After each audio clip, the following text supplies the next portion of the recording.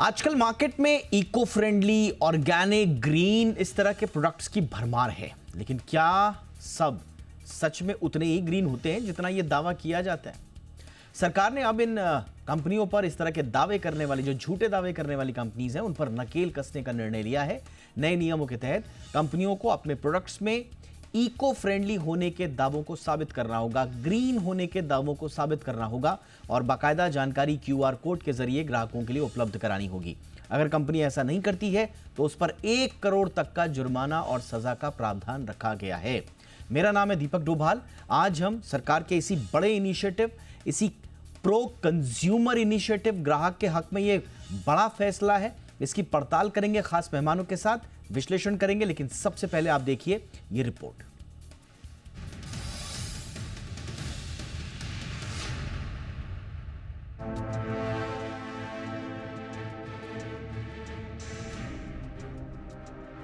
आप अक्सर देखते होंगे कि बाजार में कई प्रोडक्ट्स का दावा होता है कि वे eco friendly, organic, carbon neutral या ग्रीन हैं।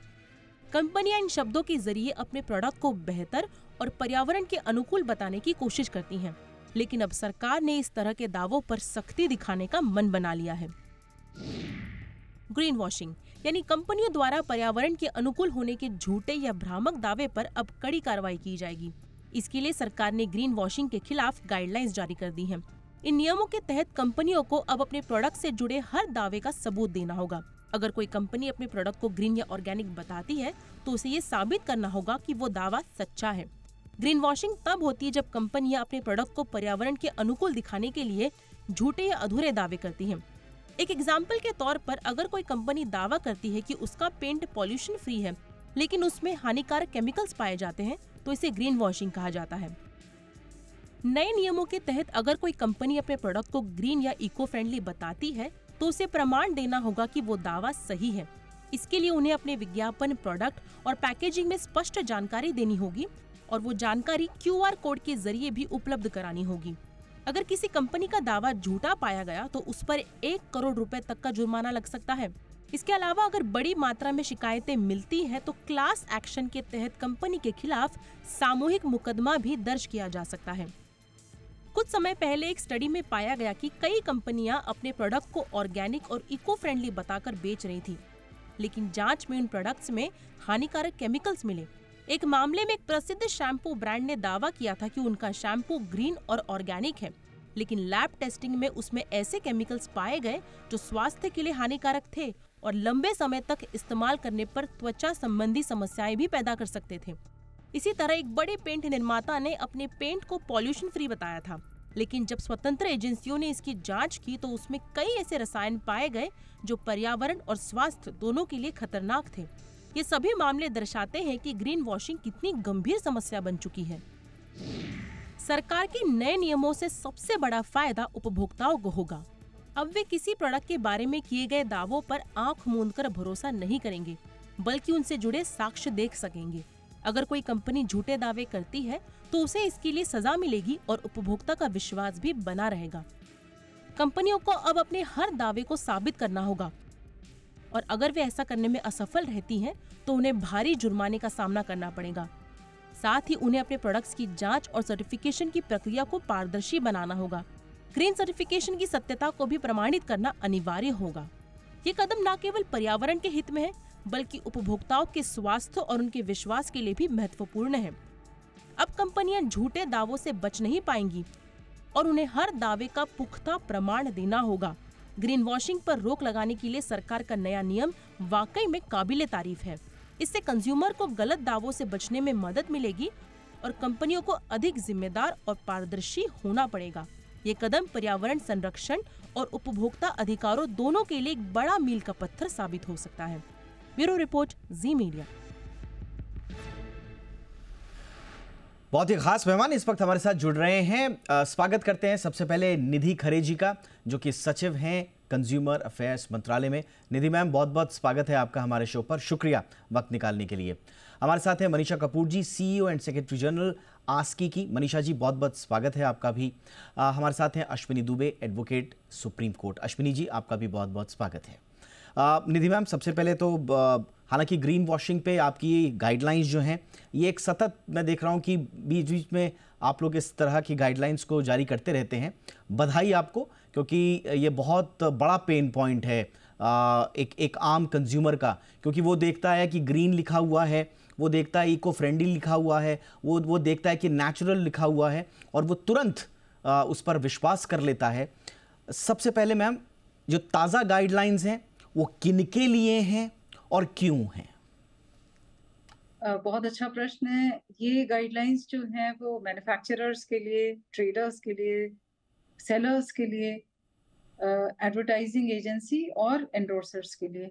यानी ये एक्चुअली सबके लिए कवर होता है, क्योंकि कोई भी अगर इस प्रकार का कोई भ्रामक दावा करता है एनवायरनमेंट को लेकर के, और वो सब्सटैंशिएट नहीं कर पाता, प्रमाण उसके लिए नहीं जुटा पाता है, तो ऐसे में ये माना जाएगा कि कंज्यूमर के जो हित हैं, उनके जो अधिकार हैं, उनका उल्लंघन कर रहा है। जी मैम, एक मैम जो बार बार सवाल मन में आ रहा है कि जो कंप्लायंस होंगी उनकी मॉनिटरिंग कैसे होगी, क्योंकि जैसा मैंने बताया कि बहुत बड़ा दायरा है इस तरह के प्रोडक्ट्स का जो इसकी रेंज में आएंगे। उनकी मॉनिटरिंग कैसे करेंगे आप, और जो वायलेशंस हैं अगर वो होते हैं तो एनफोर्समेंट कैसे सुनिश्चित किया जाएगा मैम? इसमें सबसे पहली चीज ये है कि जो इंडस्ट्री है, जो इसके स्टेक होल्डर्स हैं, चाहे सेलर्स हैं, ई कॉमर्स के लोग हैं, एडवर्टाइजिंग एजेंसीज हैं, वो सभी एक जिम्मेदारी लें और एक जिम्मेदाराना पूर्वक व्यवहार करें। इसका अर्थ ये है कि कंज्यूमर की जो अधिकार हैं उनको ऑनर किया जाना चाहिए, और ऐसे में कोई भी अगर दावा करता है तो उसका प्रॉपर डिस्क्लोजर होना चाहिए। इसका अर्थ ये है कि अगर हम कोई भी दावा करते हैं कि ये कार्बन न्यूट्रल है या इसमें किसी प्रकार से कोई केमिकल नहीं है, तो हमारे पास एक साइंटिफिक स्टडी होनी चाहिए या एक थर्ड पार्टी का कोई स्टडी होना चाहिए। किसी प्रकार से भी हम ये संतुष्ट कर सकें कंज्यूमर को कि वास्तव में जो दावा कर रहे हैं वो बिल्कुल तथ्यपूर्ण है और सही है। अगर ऐसा नहीं होता है और कंज्यूमर को संतोष नहीं होता इस प्रकार के खोखले दावे को लेकर के, या अगर उसे लगता है कि ये भ्रामक विज्ञापन के रूप में यूज किया जा रहा है, तो कंज्यूमर इसकी शिकायत कर सकता है 1915 पर, और इसकी फिर जांच सीसीपीए करता है फॉर क्लास एक्शन मैटर्स, और ऐसे में कंज्यूमर प्रोटेक्शन एक्ट के अंतर्गत जो प्रावधान है उस पर कार्रवाई होगी। ओके, अब देखिए, जो दर्शक अभी भी थोड़े से कंफ्यूज्ड हैं कि ग्रीन वॉशिंग होता क्या है, थोड़ा सा इसका परिचय दे दें, आपको इतिहास में ले चलते हैं।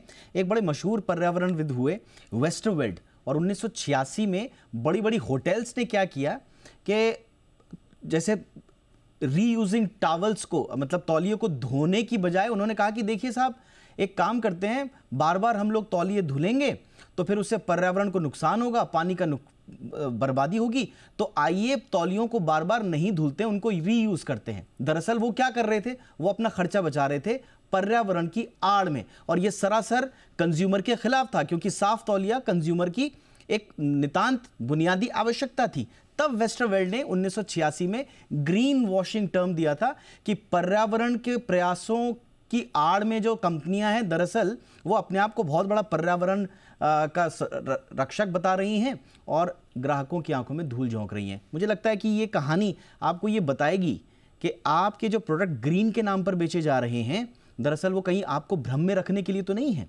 इसीलिए ये थोड़ा सा एक मैंने संदर्भ दिया, और बाकी निधि मैम ने विस्तार से बताया। निधि मैम से चर्चा अभी और भी है, मनीषा जी के पास चलते हैं। मनीषा जी, अब सबसे बड़ी बात तो यही है कि ये सुनिश्चित कैसे होगा कि जो शिकायतें मिल रही हैं उनका निपटारा हो जाए। इसमें आस्की की क्या भूमिका हो सकती है, क्योंकि इंडस्ट्री के विद इन आप लोगों की एक वॉलंटरी बॉडी है, तो आप लोग अपनी भूमिका कैसे देखते हैं इसमें? थैंक यू ये क्वेश्चन के लिए। तो जो बेसिकली गाइडलाइंस हैं जो अब सीसीपीए ने भी बहुत स्पष्ट तरीके से निकाल दी हैं, और एस्कीप की भी कुछ महीनों से ये गाइडलाइंस ऑलरेडी लॉन्च हो चुकी हैं। तो इनका जो प्रिंसिपल है वो यही है कि जो आप एड में बोलें वो आप सच बोलें, और जो आप जितना आप सब्सटैंशिएट कर सकते हैं आप उतना ही बोलें। तो जैसे कि आप अगर बोल दीजिए कि ये मेरी गाड़ी है, ये ग्रीन गाड़ी है, तो अब वो गाड़ी फुली ग्रीन है या उसमें खाली एक कोई नया आपने कुछ जोड़ दिया हो, चाहे फ्यूल इंजेक्शन हो या एक टाइप का उसके दरवाजे का आपने पेंट कर दिया, वो कुछ तरीके से ग्रीन फ्रेंडली आप बता सकते हैं। पर जो पेश किया जाता है वो है कि ये गाड़ी फुल्ली ग्रीन है या ये प्रोडक्ट इको फ्रेंडली है। तो ये जेनेरिक टर्म्स जो यूज होती हैं ये सबसे ज्यादा भ्रामित करती हैं कंज्यूमर्स को, और उससे हमको बचना है।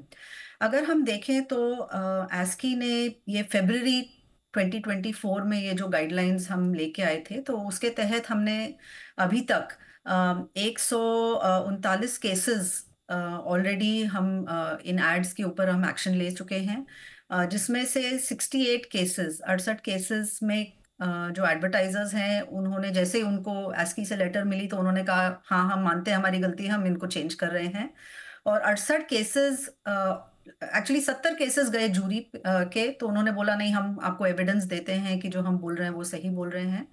तो उन 70 केसेस में से भी 68 केसेस में पाया गया कि ये कंपनीज जो दावे कर रही थी वो उनके पास साइंटिफिक एविडेंस नहीं था जिस प्रकार के वो दावे कर रही थी। और 2 केसेस में ये पाया गया कि नहीं वाकई में जो वो बोल रहे थे वो कुछ साइंटिफिक एविडेंस के बेसिस पे बोल रहे थे। और एक केस अभी अंडर प्रोसेस है, तो उसका देखते हैं कि क्या नतीजा निकलता है। तो डेफिनेटली एक इंडस्ट्री की तरफ से भी जो सेल्फ रेगुलेटरी बॉडी है ये केसेस को बहुत कंज्यूमर कंप्लेंट्स को भी लेती है, पर एक हमारा सुओ मोटो सर्वेलेंस सेल है वो भी काफी एक्टिव है इस मामले में।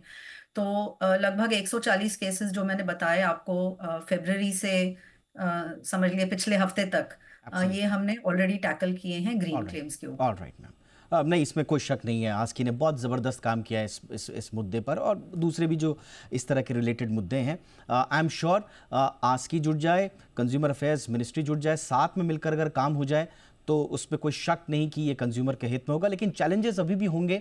मैं थोड़ा सा अश्विनी जी के पास जाऊंगा। देखिए अश्विनी जी, चैलेंजेस पर बात इसलिए करना बहुत ज़रूरी है क्योंकि हमारी ग्लोबल रेपुटेशन जो हम बनाना चाहते हैं, हम अपने आप को पोजीशन करना चाहते हैं ग्लोबल स्टेज पर as a leader in sustainability, और अगर हम ग्रीन वॉशिंग के खिलाफ अगर इस तरह की गाइडलाइंस उनको अच्छे से इंप्लीमेंट कर दें तो क्रेडिबिलिटी और जो इन्वेस्टमेंट आएगा उसको अट्रैक्ट करने में हमें बहुत इंपॉर्टेंट होगा। ये ग्लोबल स्टैंडर्ड प्रैक्टिस है, तो ऐसे में आपको चुनौतियां क्या क्या नजर आ रही हैं अश्विनी जी?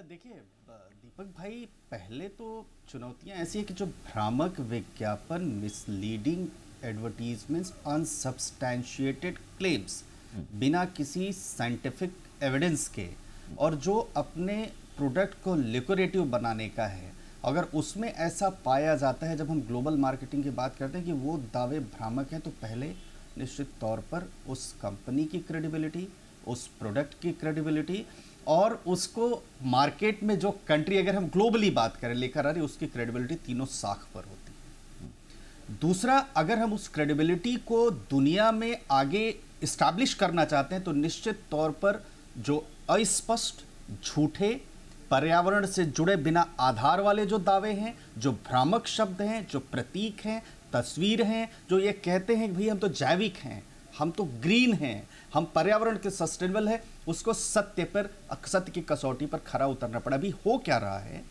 अभी भ्रामक दावे, अनसब्सटैंशिएटेड क्लेम, ट्रांसपेरेंसी बिल्कुल नहीं। वो बिल्कुल करें हमारा जो प्रोडक्ट है वो प्रोडक्ट सबसे अच्छा है, पर्यावरण के अनुकूल है, ग्रीन है और बिल्कुल जीरो एमिशन है। वो होता क्या है, वो सिर्फ ऐसे ही लिख देते हैं, वो वेग होता है, वो इको फ्रेंडली नहीं होता है, उसमें कोई स्टडी नहीं होती। तो उसको करने के लिए जो अभी गाइडलाइंस आई हैं दीपक भाई, guidelines for prevention and regulation of green washing और मिसलीडिंग एनवायरमेंटल क्लेम्स 2024, अगर ये ट्रू लेटर और स्पिरिट में देश में इंप्लीमेंट होता है तो देश की भी साख बढ़ेगी, उस प्रोडक्ट के प्रति उपभोक्ता के मन में भी विश्वास जागेगा, और साथ ही साथ अगर हम उसको ग्लोबली लेकर के जाते हैं तो दुनिया में साख बढ़े। तो ऐसे आपके प्रश्न का उत्तर एक है। एब्सोल्युटली, एब्सोल्युटली जी। हमारी हमारी दीपक भाई चेक एंड बैलेंस करने वाली कंपनीज कह रही हैं unfair restrictive trade practices, misleading advertisements, misleading claims, default in service नहीं होना चाहिए। तो इस तरह के दावे करने वाले जो हैं उनके ऊपर पेनल एक्शन भी होना चाहिए। कंज्यूमर प्रोटेक्शन एक्ट में तो आप जाएंगे तो आपकी सिविल रेमेडी हो गई, हाँ, डैमेजेस क्लेम करेंगे। पेनल एक्शन अगर उस कंपनी के ऊपर होगा तो ये चेक एंड बैलेंस होगा। तो पेनल एक्शन की दिशा में क्या ये बड़ा एक महत्वपूर्ण पड़ाव है, इस पर भी हम आएंगे। देखिए ये इसलिए महत्वपूर्ण है, ये क्यों क्रूशियल है, ये आप समझिए। इको फ्रेंडली प्रोडक्ट्स बहुत जरूरी हैं हमारे लिए। आप ये मत सोचिए कि ये अगर गाइडलाइंस आ गई हैं तो सारे इको फ्रेंडली प्रोडक्ट्स पर को आप शक की नजर से देखिए, वो बहुत जरूरी हैं, लेकिन उन पर ट्रस्ट बना रहे, वो अंडरमाइन ना करें, इस तरह की मिसलीड ना करें। इसलिए बहुत जरूरी है कि दूध का दूध पानी का पानी हो जाए। एक छोटे से ब्रेक के लिए रुक रहा हूं, ब्रेक के उस पार निधि मैम से जरूर पूछेंगे, क्योंकि छोटे छोटे जो कारोबारी है ना वो बड़े डर जाते हैं। वो कहते हैं साहब इस तरह के जो कंप्लायंस आते हैं उसमें जो बड़ी मछलियां हैं वो तो निकल जाती हैं बच के, लेकिन हमारे ऊपर जो है कंप्लायंस का बोझ आ जाता है। तो ऐसा तो नहीं है कि छोटे कारोबारी के ऊपर कोई एक्स्ट्रा कंप्लायंस का बोझ आ जाएगा इसके बाद। निधि मैम से ये भी समझने की कोशिश करेंगे ब्रेक के बाद।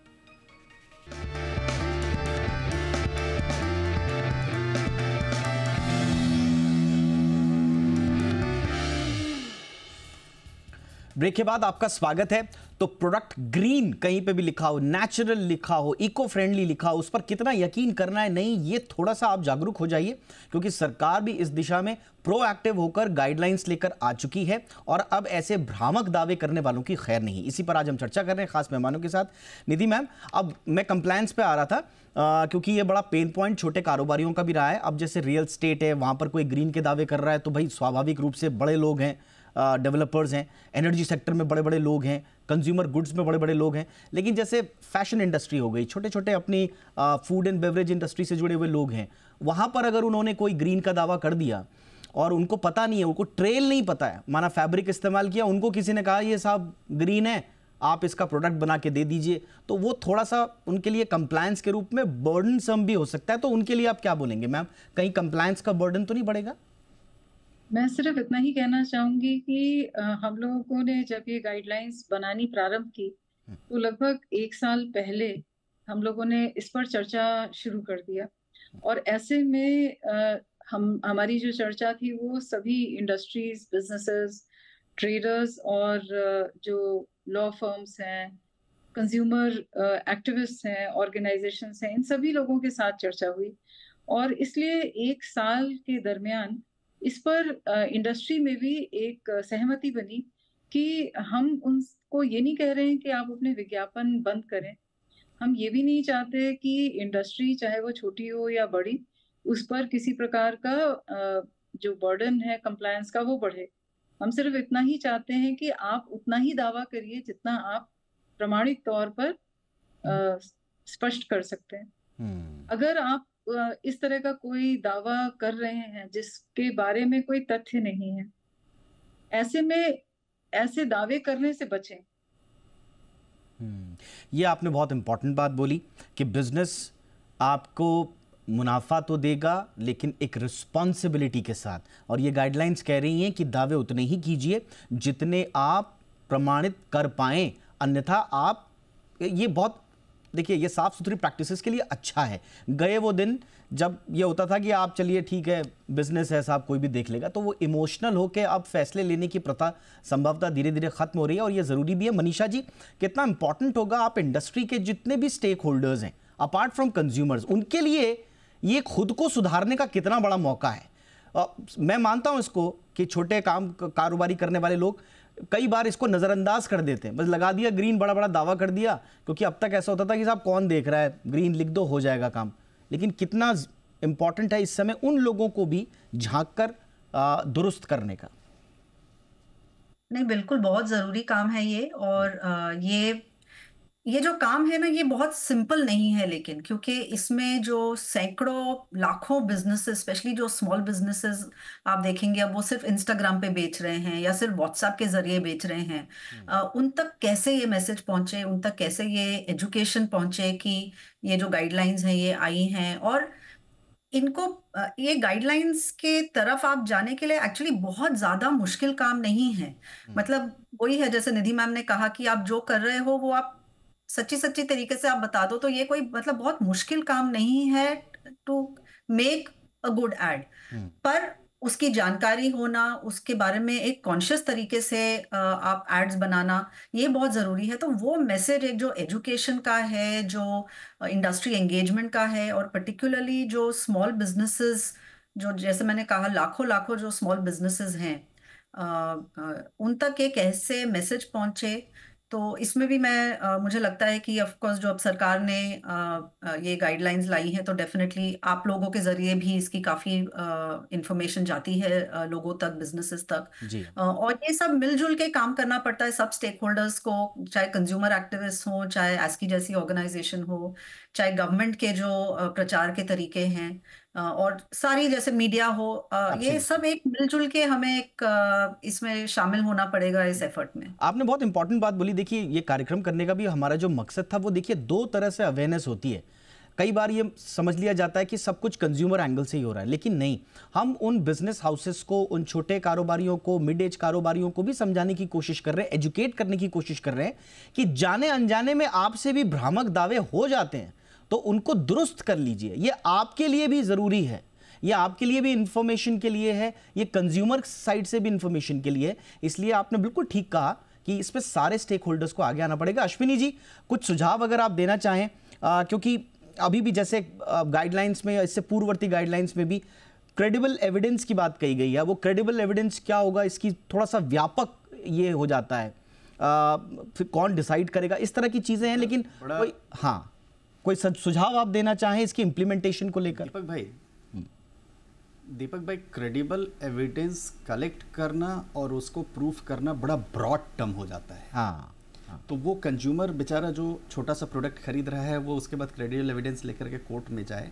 देखिए, यहाँ पर जो हमारी एजेंसीज हैं, जो नियामक संस्थान हैं, उनकी जिम्मेदारी है। उसके अलावा दिशा निर्देशों का अनुपालन पक्का करने की जिम्मेदारी सामूहिक है, उन इंडस्ट्रीज की भी, और जो सेलर डिस्ट्रीब्यूटर उस कंपनी के हैं उनकी भी, और नियामक आयोग है उसकी भी। कंज्यूमर की रिस्पॉन्सिबिलिटी, कंज्यूमर तो बेचारा छोटे छोटे प्रोडक्ट्स खरीदता है, उससे भ्रामक होकर। क्लियर डेफिनेशन होना चाहिए, ट्रांसपेरेंसी होनी चाहिए, प्रोहिबिशन मिसलीडिंग टर्म्स जो है उसमें होना चाहिए, और हमारी जो एजेंसीज हैं वो एजेंसीज समय समय पर चेक करें, थर्ड पार्टी सर्टिफिकेशन भी हो, और एडिक्वेट डिस्क्लोजर हो। एडिक्वेट डिस्क्लोजर उसमें, माफ कीजिएगा मैं आपको बीच में इंटरप्ट कर रहा हूं, आपने बहुत इंपॉर्टेंट सुझाव दिए, लेकिन आखिर में मैं निधि मैम के पास आना चाहूंगा। ऐसी बात मैम जो हमारी चर्चा में रह गई हो, इंपॉर्टेंटली आप हाईलाइट करना चाहें संक्षेप में। मैं सिर्फ इतना ही कहना चाहूंगी कि ये जो गाइडलाइंस हैं ये बेहद पॉजिटिव हैं। इसमें किसी को डरने की जरूरत नहीं है, इसमें किसी प्रकार से कंप्लायंस बर्डन को बढ़ाने की जरूरत नहीं है। सिर्फ जो लोग सत्यता पूर्वक अपने दावों को कहते हैं, उन्हें बिल्कुल भी इसमें डरने की जरूरत नहीं है। जो लोग अभी तक सिर्फ एक फैशनेबल टैग लाइन के रूप में दे रहे थे, उन्हें ये ध्यान रखना होगा कि अगर ऐसा वो कोई भी दावा करते हैं तो उसके बारे में उनके पास एक क्रेडिबल एविडेंस होना चाहिए, यानी वो उसे सब्सटैंशिएट कर सकें कि जो वो दावे कह रहे हैं वो प्रॉपर है कि नहीं। दूसरा जो एस्पेक्ट है इसका कंज्यूमर, कि कंज्यूमर क्या करे। तो कंज्यूमर जब भी इस प्रकार के कोई लोक लुभावन दावे देखे जो कि खास करके पर्यावरण की सुरक्षा को लेकर के बनाए गए हैं, तो वो हमेशा इसके प्रमाण को देखे कि ये वास्तव में एक एनवायरमेंटल फ्रेंडली प्रोडक्ट है भी या मात्र एक दावा है। अगर वो पाएं कि इस प्रकार के दावे किसी प्रकार का प्रमाण नहीं दे पा रहे हैं और वो असंतोषजनक हैं, तो उसकी शिकायत करें 1915 पे, जो हमारा नेशनल कंज्यूमर हेल्पलाइन है।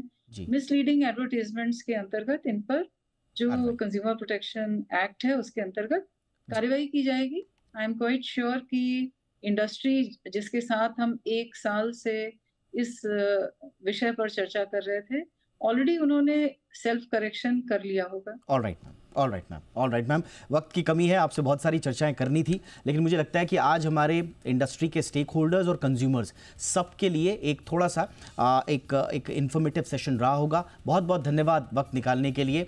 आप अक्सर बिजी रहते हैं मैम, लेकिन इस तरह के फैसलों के बाद आप वक्त निकाल लेते हैं हमारे लिए, ये भी काबिल तारीफ है। Thank you so much Nidhi ma'am, वक्त निकाला आपने। मनीषा जी ने भी हमारे लिए वक्त निकाला, बहुत बहुत शुक्रिया मैम आपका भी। अश्विनी जी बहुत बहुत शुक्रिया, आपने भी बड़े महत्वपूर्ण सुझाव दिए, उम्मीद है सरकार तक जरूर पहुंचे होंगे। धन्यवाद। इसी के साथ इस खास शो में इतना ही, नमस्कार।